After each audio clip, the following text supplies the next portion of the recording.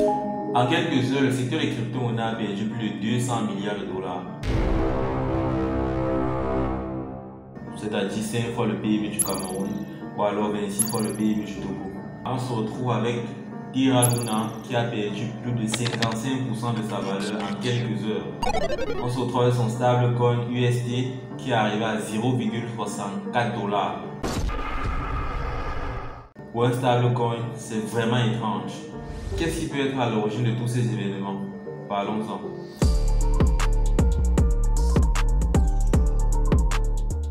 Bon, déjà, qu'est-ce que l'UST? L'UST, c'est une crypto-monnaie qui fait partie de la catégorie des stablecoins, c'est-à-dire une catégorie de crypto-monnaie qui est censée avoir un prix stable. Et vu que l'UST doit avoir une parité avec le dollar, alors son prix doit rester stable autour d'un dollar. La particularité de l'UST est que c'est un stablecoin algorithmique, décentralisé. Ça repose sous un panier d'actifs cryptographiques, c'est-à-dire c'est soutenu en quelque sorte par plusieurs autres crypto-monnaies. A l'inverse, on pourra avoir d'autres stablecoins comme USDT ou des stablecoins comme USDC qui sont centralisés, qui sont adossés au dollar américain. Donc l'UST se veut être décentralisé. L'UST a connu un très bel avenir avec une capitalisation qui était sans cesse croissante jusqu'à parvenir dans le top 3 des stablecoins sur CoinMarketCap. Et bien sûr, c'est également le cas de Luna qui a beaucoup pris de la valeur. Luna a franchement explosé. Bitcoin et Luna font partie des crypto-monnaies qui servent de réserve de valeur en fait à l'UST. L'élément principal c'est la régulation du prix de Luna sur le protocole Anchor Protocol qui est en fait la plateforme des finances décentralisées de la blockchain Luna. Son équivalence pourrait être à Wave Compound, donc des plateformes qui permettent de faire du lending et du borrowing, donc des prêts et des emprunts. C'est le cas de Anchor Protocol. Et Anchor Protocol est très utile en fait pour inciter les utilisateurs à venir soit bloquer leur Luna pour recevoir des GST ou alors bloquer des GST pour recevoir des Luna. Et vous allez voir comment fonctionne ce principe. Alors, comment se passe véritablement ce mécanisme de régulation du prix du stablecoin UST envers Luna? Le principe est très simple et je pense que c'est ça qui explique directement ce qui est la cause de la chute du stablecoin UST en bourse. Bien sûr, il y a d'autres éléments derrière dont on va détailler plus tard. Si les utilisateurs se rendent compte, ne serait-ce qu'un instant, que le prix de l'UST est supérieur à 1 dollar, ils peuvent faire de l'arbitrage. Donc l'arbitrage, c'est-à-dire ils vont profiter de la différence de prix entre deux plateformes, entre deux exchanges, en tenant compte des commissions afin de se faire des profits, ce qui va réguler le prix. Alors ils peuvent faire de l'arbitrage, c'est-à-dire si l'UST est supérieur à 1 dollar, alors ils peuvent tout simplement aller acheter des Luna, ils peuvent aller se procurer des Luna. Dès qu'ils prennent des Luna, ils n'ont qu'à envoyer au protocole. Après avoir envoyé au protocole, bien sûr, le protocole va les renvoyer des UST de même valeur par rapport à la valeur des Luna qu'ils ont envoyé au protocole. Dès qu'ils vont recevoir ces UST, c'est très simple, le protocole par derrière va brûler ces Luna. Et les nouvelles pièces UST qui vont à l'utilisateur viennent d'être créées. Ce sont de nouvelles pièces qui ont été créées. En ce moment, le système économique de l'UST devient inflationniste. Donc, il y a de l'inflation qui se crée. Ce qui cause directement une baisse du prix de l'UST. C'est-à-dire que dans ce cas précis, l'UST qui avait une valeur supérieure à 1 dollar va redescendre et probablement se régulariser. Maintenant, dans un autre cas, si par contre l'UST a une valeur qui est plutôt inférieure à 1 dollar, dans ce cas, le même principe se passe mais d'une façon inverse. Les utilisateurs peuvent venir faire de l'arbitrage. C'est très simple. Ils n'ont qu'à venir déposer des UST. Ils viennent déposer des UST sur le protocole et en contrepartie, le protocole les renvoie des Luna d'une valeur équivalente par rapport aux UST qu'ils ont déposés. Et dans ce cas précis, le protocole va brûler ces pièces UST là. Et normalement, les Luna qui seront attribuées à l'utilisateur seront de nouvelles pièces de Luna. Ce qui fait qu'en ce moment, le Luna sera inflationniste. Par contre, l'UST, le stablecoin UST sera déflationniste. Ce qui va permettre une prise de valeur. sur le stablecoin Luna. Le stablecoin Luna va prendre de la valeur, ça va se régulariser. La crypto-monnaie Luna de son côté sera inflationniste tout simplement. Donc c'est ce qui se passe sur le marché. Je me dis qu'après cette explication, vous allez directement savoir quelle est la cause, quelle est l'origine de cette chute qu'on a eu à avoir avec l'USD, de la chute qu'on a eu à avoir avec le Luna qui a perdu environ 55% de sa valeur en quelques heures. C'est vraiment étrange parce que la plupart des crypto-monnaies n'ont pas perdu autant. Et en plus, Luna est connue pour sa solidité. La crypto-monnaie Terra Luna est connue pour sa solidité. Bon, en ce qui concerne ce dump, voilà, on va dire ces deux dumps, j'ai pu relever trois grosses causes qui ont très bien permis en fait que ce dump-là puisse se produire. Alors, le premier élément est tout simplement la chute du Bitcoin. Tout simplement la chute du Bitcoin. Imaginez-vous un peu un stablecoin qui a sa réserve en Bitcoin. La majorité était en Bitcoin. Je sais pas, était un truc de plus de 90% de sa réserve en Bitcoin. Cela signifie en fait que si les utilisateurs qui détiennent ces UST là, s'ils ont besoin d'un moment ou l'autre de la liquidité, c'est-à-dire ils ne veulent plus, ils veulent vendre, se débarrasser de leur UST, il va bien falloir une certaine équivalence en termes de liquidité. Il va falloir une équivalence en Bitcoin. Et lorsqu'on parle d'équivalence, c'est l'équivalence en termes de valeur, parce que c'est là où le bas blesse. Une équivalence en termes de valeur. C'est-à-dire, un utilisateur a des UST, il a des pièces UST. Il est censé avoir $1. Il est censé avoir $1, une équivalence de $1 en termes de liquidité. Or, l'équivalence qu'il est censé avoir là ne fait que varier. L'utilisateur, lui, il a des UST. Si nous sommes en période de bull run, si le Bitcoin est une tendance haussière, là il n'y a pas de problème. Au contraire, c'est la fondation Terra Luna qui sera gagnante. C'est cette fondation-là qui sera gagnante parce qu'avec le temps, les BTC qui sont accumulés vont prendre en termes de valeur et ils auront plus de réserves. Mais dans ce cas, on se retrouve où le marché est plutôt baissier, où le Bitcoin baissait. Si le Bitcoin baisse, cela signifie tout simplement que leur liquidité est en train de diminuer.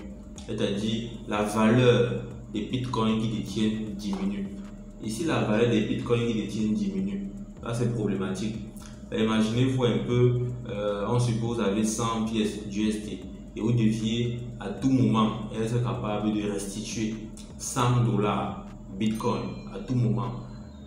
Et bien si vous avez $100 bitcoin dans votre portefeuille, vous voyez très bien que si demain le bitcoin prend de la valeur, là il n'y a pas de problème. Vous pouvez restituer même plus par le bitcoin, vos $100 vont vraiment prendre de la valeur.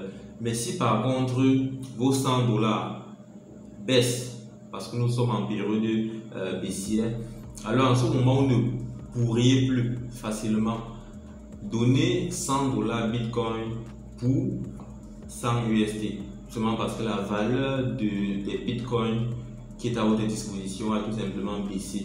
C'est ce qui arrive avec UST. C'est ce qui arrive tout simplement avec UST. Le prix va directement s'ajuster en fonction de la liquidité qu'il détient. Donc voilà tout simplement ce qui s'est passé. Pour moi, ça c'est la première raison. Le fait de dire que la réserve doit être en Bitcoin, en Terra Luna. C'est vrai que c'est bien beau parce que là ça donne un stablecoin qui a l'air natif, un stablecoin qui a l'air propre à l'écosystème des crypto-monnaies parce que c'est directement soutenu par le Bitcoin qui est hyper décentralisé et qui est considéré comme une valeur refuge. C'est une très bonne chose. Lorsqu'on regarde sur le papier, c'est très propre, c'est très bien. Mais c'est la pratique en fait qui dérange. C'est la pratique qui dérange parce que là, il va falloir beaucoup de liquidité. Si le Bitcoin perd de la valeur, cela signifie qu'il y a un manque de liquidité pour assurer la parité de chaque pièce USD à $1. Ce qui va probablement faire perdre de la valeur à l'investir. Parce que quand les personnes vont venir vendre, il n'y aura plus assez de Bitcoin pour pouvoir soutenir le prix de l'USD à $1. Et au même moment, si la fondation a déjà vidé le portefeuille, c'est ce qui a été dit, la fondation a carrément vidé le portefeuille. Si ils ont vidé le portefeuille en Bitcoin, étant donné qu'ils ont d'autres réserves, mais selon vous, à quel autre portefeuille est-ce qu'ils vont s'attaquer? Ils ont déjà fini en Bitcoin. Déjà pour un petit rappel, en ce qui concerne les monnaies qui soutiennent l'UST, c'est pas seulement le Bitcoin, il y a Bitcoin, il y a Luna, il y a USDC et bien d'autres crypto-monnaies.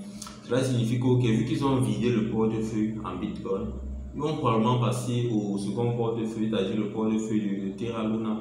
Imaginez-vous un peu, ils vendent des Terra Luna pour pouvoir compenser la parité, cette parité qu'on a avec le dollar sur l'USD.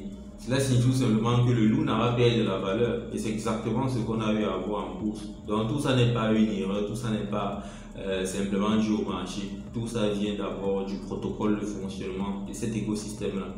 Bien sûr, après, pour ceux qui sont familiers avec le protocole Onshore Protocol, ils vont voir en fait qu'il y a également des répercussions vis-à-vis de ce protocole-là. En fait, sur Onshore Protocol, il y a des personnes qui viennent déposer des USD comme collatéral afin d'emprunter d'autres crypto-monnaies.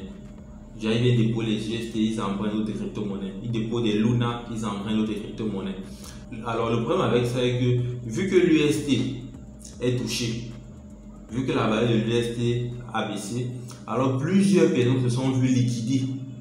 Et ça, c'est alors la deuxième raison pour laquelle moi je pense qu'il y a eu tout ce carnage. Seulement à cause des pics de liquidation qu'on a eu à voir sur le protocole Onshore Protocol. C'est-à-dire des personnes qui viennent mettre des USD en gage. Déjà, comme j'ai dit au départ, Onshore Protocol, c'est une plateforme où on fait des prêts et des emprunts. Des personnes, chacun est libre de venir déposer des USD, faire des prêts et des emprunts. Mais si elle est que, si à un moment ou l'autre, le protocole se rend compte que votre collatéral est approximativement égal, parce qu'il y a parfois des différences qu'on laisse qui viennent en fait des intérêts que vous payez vu que vous avez emprunté. Si votre collatéral est presque équivalent au fonds que vous avez emprunté, ça peut être sous plusieurs fonds, plusieurs autres crypto-monnaies. Si c'est presque la même chose, alors en ce moment vous êtes liquidé tout simplement. C'est-à-dire vous perdez tous vos avoirs que vous avez sur la plateforme. C'est-à-dire qu'en ce moment, plusieurs personnes se sont retrouvées liquidées d'une façon involontaire. Tout simplement à cause des problèmes liés au protocole de la plateforme, liés au protocole du projet. Tout simplement parce que l'USD a perdu de la valeur en bourse. Tout simplement parce que le Luna a perdu de la valeur en bourse. Ça crée une cascade de liquidation.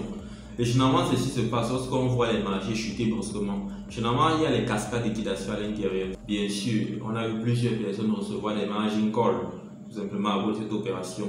Donc, il y a eu un très grand carnage derrière. Et c'est la raison pour laquelle, si vous allez sur la plateforme Onshore Protocol, vous allez voir, il y a du rouge presque partout. Il y a du rouge un peu partout en tout cas. Bon, après ça, une troisième raison que je pense qui a vraiment permis à la chute de tout ça, c'est à cause de la peur, c'est-à-dire fuite, tout simplement à cause de la peur. C'est-à-dire les personnes ont eu peur et ils ont vendu tout simplement. Et déjà, il faut savoir qu'avec les crypto-monnaies dans ce secteur-ci, la plupart des personnes sont des débutants. C'est une analyse qu'on a eu à percevoir. Vu que la plupart des personnes n'ont pas forcément conscience de ce qui se passe, alors lorsqu'il y a une très grosse bougie rouge, comme ce qu'on voit avec Terra Luna, plusieurs personnes se retrouvent en train de vendre à perte. Et ce ne sont même pas seulement les débutants, on va aussi voir plus tard la fondation, on va voir le projet Terra Luna qui a liquidé une très grosse quantité de Bitcoin à perdre pour aller soutenir, éviter, pour aller soutenir l'USD. Ouais. Donc c'est un peu tout ça. Moi je pense qu'il y a aussi la peur à l'intérieur. Ça a créé une très grosse panique. Imaginez-vous un peu tout un écosystème où la monnaie principale perd 55% en quelques heures. Et en plus, ça ne fait pas directement une correction. C'est pas juste une mèche, c'est une bougie. Une bougie qui a clôturé en 4 heures. Là, c'est choquant en fait. Et en même temps, l'USD perd également de la valeur. Donc, c'est un peu ça le truc. On a un utilisateur qui apporte une quatrième raison à la chute du Terra Luna. Lui, en fait, il pense que ce qui s'est produit là, c'est une attaque délibérée et coordonnée. Selon lui, en fait, un individu a déchargé 285 millions de pièces USD sur Curve et Binance. Ce qui s'est suivi de plusieurs shorts massifs et des centaines de tweets. Selon lui, en fait, c'est une mise en scène pure et pense que le projet dérange quelqu'un. Donc, c'est une raison qui a également été mise en avant sur Crypto News. Donc, c'est pas, dis-moi ce que vous en pensez dans les commentaires, on va en discuter. Bon, après ça, quelles sont les solutions qu'apporte Terra Luna? La fondation, en fait, a vendu une très grosse quantité de Bitcoin. Donc, ils ont vendu, je pense, plus de 44 000, plus de 42 000, 44 000 Bitcoin. Je pense que vous suivez Well Alert en fait a donné l'information à Twitter, c'est-à-dire il y a eu un transfert massif de Bitcoin d'une adresse inconnue vers une autre adresse inconnue.